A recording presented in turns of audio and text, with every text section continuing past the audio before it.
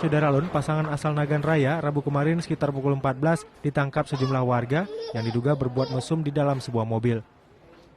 Pasangan pria MI 25 tahun dan wanita NW 22 tahun ditangkap di kawasan Pelabuhan Jeti, Sua Indrapuri, Kecamatan Johan Pahlawan oleh warga desa setempat. Berawal dari kecurigaan sejumlah pemuda yang melihat sebuah mobil dengan kaca hitam bergoyang-goyang pada siang bolong. Warga menggedor mobil itu, namun mereka berusaha kabur, tapi akhirnya berhasil ditangkap setelah warga dengan cepat menutup pagar pelabuhan. Setelah itu mereka dibawa ke kantor kecil Sua Indrapuri untuk proses pemeriksaan serta dipanggil pihak keluarga masing-masing. Selanjutnya pasangan berbuat mesum itu diserahkan ke WH.